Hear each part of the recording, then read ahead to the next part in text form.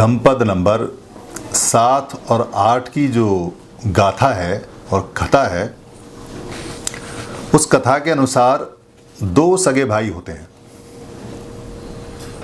एक चुल्लकाल और एक महाकाल।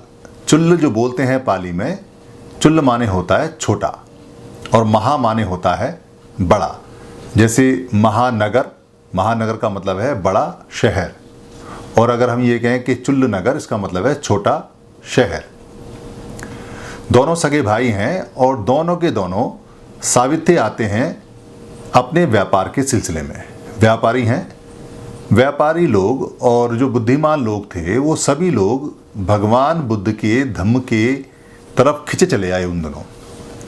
तो बड़ा भाई जो था महाकाल, उसको ये जानने की बड़ी लालसा थी, बड़ी इच्छा थी कि आखिर मैं हूँ क्या, अपने को जानने की। मैं चलता कैसे हूँ, मनुष्य काम कैसे करता है, वो पैदा कैसे होता है, कब से ये सिलसिला चल रहा है, ये सिलसिला कब थमेगा, हम किस लिए यहाँ हैं, किस कारण से हम हैं, हमारा क्या उद्देश्य है, ये निज को जानने की, अपने आप को जानने की उसको बहुत ज़्यादा लालसा थी। इस लालसा के कारण जब उसने भगवान बुद्ध के साहित्य में वचन सुने, देशना सुनी और वहाँ उसने अध्ययन किया, लोगों को आसपास देखा, भिक्षुओं को देखा, तो उसे ये महसूस हुआ, ये एहसास हुआ और ये समझ में आया कि यहाँ वो अपने निज को जान सकता है, अपने आप को पता कर सकता है कि वो क्या है। इस लालसा में उसने भगवान बुद्ध से अनुरोध किया और भिक्षु संघ में आने के लिए प्रार्थना की। भगवान बुद्ध ने उसको अपने भिक्षु संघ में शामिल किया। जब वो शामिल हो गया तो छोटे भाई के दिल पे सांप लौटने लगे, क्योंकि छोटे भाई चुल्लकाल को बड़े भाई से बहुत ज़्यादा प्यार था, स्नेह था। वो जानता था कि रास्ता बहुत अच्छा है, बुद्ध के जो अनुयायी हैं बहुत बढ़िया हैं, संघ बहुत अच्छा है, सारी बातें बहुत ठीक है, मगर भाई भिक्षु बन जाए और भाई चला जाए, ये उसे बर्दाश्त नहीं हुआ। तो उसने सोचा कि अगर मैं भी भिक्षु संघ में आ जाता हूँ तो भाई को किसी न किसी तरह से मोड़ के, समझा के, बुझा के वापस में गृहस्थ में घर में लेके आ सकता हूँ। ऐसा सोच के उसने भी अनुमति मांगी और वो भी भिक्षु संघ में शामिल हो गया। बड़ा भाई जो महाकाल था, उसने धुतांग के नियम का बड़ा गहराई से अध्ययन किया और पालन किया। धुतांग बोलते हैं जो भिक्षु संघ के जो धम्म के नियम होते हैं पालन करने के लिए विपश्यना में, उनको धुतांग बोलते हैं। इस धुतांग के नियम को ही बाद में कहते लगे कि धुत्त पड़ा हुआ है, यानी कि जो धम्म में पड़ा हुआ है, धम्म को सीख रहा है, उसको धुत्त बोलते थे। और बाद में ये शब्द नेगेटिव हो गया, अब धुतांगधारी या धुतांग को धूम्रपान से या नशीले पदार्थ से जोड़ दिया गया है, जबकि धुतांग का मतलब होता है कि धम्म के नियम के अनुसार गहराई से चलना और समझना, यानी धम्म के नियम। बड़ा भाई बहुत तेजी से अपने निज को, धम्म को सीखने लगा और छोटे भाई का मन लगता नहीं था, क्योंकि छोटा भाई का उद्देश्य निज को जानने के लिए या धम्म को समझने के लिए नहीं था। उसका उद्देश्य था अपने भाई को कैसे ही वहाँ से वापस लेके आने का। मगर वो लगा रहा, क्योंकि भाई से बहुत ज़्यादा स्नेह था, भाई से बहुत ज़्यादा राग था, बहुत ज़्यादा प्यार था, बहुत ज़्यादा मोह था, इसलिए वो उसके साथ ही रहा। भ्रमण करते करते करते करते एक बार वो अपने गांव के नज़दीक पहुंच गए। सिमसपा उनका जो वन था, वहाँ पे भगवान बुद्ध ने अपना विहार बनाया। जो सिमसपा जो बहुत जगह थी, बड़ी रमणीय जगह थी और उनका गांव पास था। भगवान अपनी देशना, अपने प्रवचन देते थे और वहाँ सभी लोग विपश्यना, जितने भी भिक्षु थे सामने थे, विपश्यना करते सीखते। खाने के लिए उन्हें गांव में जाना पड़ता था, तो वो गांव में गए। गांव में जब उन्होंने खाना खाया तो वहाँ जो चुल्लकाल था, उसकी पत्नी ने अपने यहाँ भोजन दान के लिए अनुरोध किया। अनुरोध को स्वीकारा गया और अगले दिन सारे भिक्षु संघ भगवान बुद्ध के साथ में चुल्लकाल के घर पे जाके उन्होंने भोजन किया। अब भोजन करने के बाद में ये परंपरा है कि आपको प्रतिदान देना पड़ेगा, संघ का नियम है, नियम तोड़ा नहीं जा सकता, फ्री में कोई खाना खा नहीं सकता। ये बात तय है कि जिसका खाना खाएंगे उसको नॉलेज देंगे, उसको ज्ञान देंगे, उसको धम्म देंगे, उसको सिखाएंगे। और सिखाने के लिए ये जिम्मेदारी चुल्लकाल पे आ पड़ी। चुल्लकाल सिखाएगा। चुल्लकाल को छोड़ के सारे भिक्षु भगवान बुद्ध के साथ में जो सिमसपा वन था उसमें चले गए। चुल्लकाल ने पत्नी को देखा, पत्नी ने उसको देखा, क्योंकि चुल्लकाल बहुत ज़्यादा कमज़ोर था, वो धम्म में पारंगत नहीं हो पाया, धुतांग के नियमों को नहीं देख पाया, वो नहीं समझ पाया समाधि क्या होती है, शील क्या होती है, उसका उद्देश्य कुछ और था, इसलिए वो बड़ा कमज़ोर था।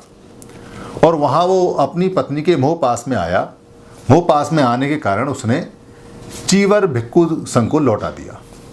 इसमें कोई नियम की हानि नहीं हुई, क्योंकि ये भिक्खु संघ का नियम है कि अगर आप नहीं धम्म में आ सकते हैं, धम्म को नहीं सीख सकते हैं और चीवर की जो नियम है उनको नहीं मान सकते हैं, नहीं उनको चला सकते हैं, तो आप चीवर को वापस दे सकते हैं। क्योंकि चीवर और भिक्षा पात्र ये भिक्खु संघ का प्रॉपर्टी होती है, भिक्खु संघ की सामूहिक रूप से एक प्रॉपर्टी होती है, संपत्ति होती है, इसलिए ये भिक्खु संघ को लौटानी होती है। और कोई नियम का अपवाद भी नहीं है। आपको अगर धम्म नहीं सीखना ही है तो आप चीर उतार के भिक्खु संघ से अलग जा सकते हैं, दोबारा भी भिक्खु संघ में आ सकते हैं, आने जाने का नियम है। मगर जब तक भिक्खु संघ में रहेंगे भिक्खु संघ के नियमों का पालन करना पड़ेगा। ऐसा नहीं हो सकता कि चीवर भी रखें आप और भिक्खु संघ के नियमों का भी पालन ना करें। बात गई और अगले दिन फिर वो भिक्खु संघ दोबारा से गांव में भिक्षा के लिए गया। इस बार जो महाकाल की पत्नी थी उसने सोचा कि चुल्लकाल वापस आ गया, अगर मैं भी भिक्खु संघ से निवेदन करूं कि मेरे यहाँ भोजन करें और वो आए तो हो सकता है महाकाल आ जाए। ऐसा सोच के उसने भिक्खु संघ से निवेदन किया कि उनके यहाँ भोजन करे। उनका भिक्खु संघ ने दान स्वीकार किया और अगले दिन भिक्खु संघ वहाँ जो महाकाल था उसकी पत्नी के यहाँ भोजन करने पहुँचे। जब भोजन हो गया तो प्रतिदान यानी कि भोजन के बदले में जो शिक्षा थी उसको देने का नंबर महाकाल का आया।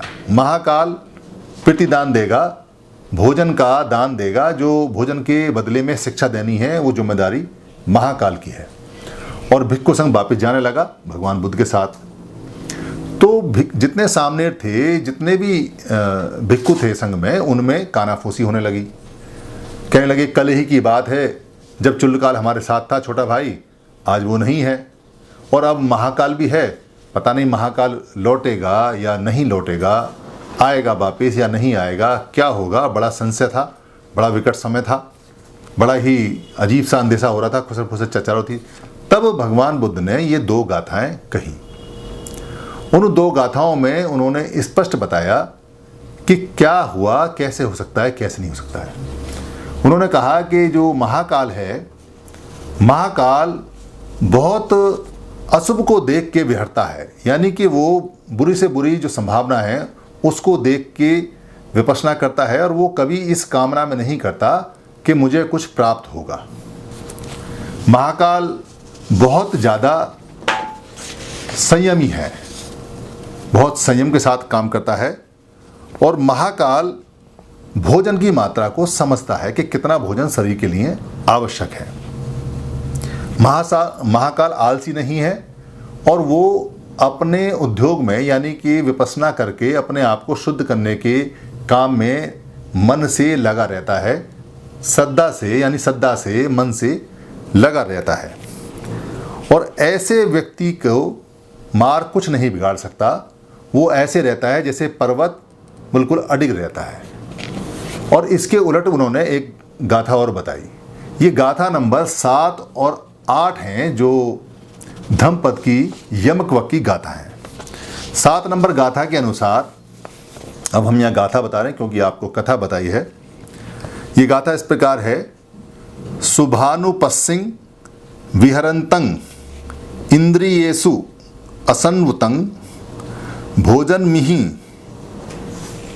चमत्तयुं कुसितं हीनवीर्यं तं वे पसहति मारो वातो रुक्षं व दुब्बलं।